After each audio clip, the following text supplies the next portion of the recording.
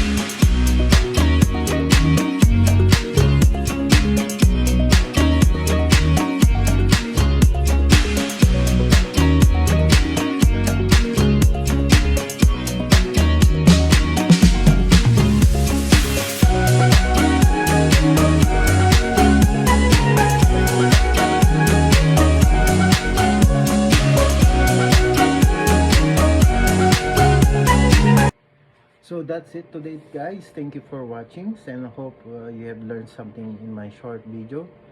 So thank you once again. This is Michael Ernest Romero of ERP College.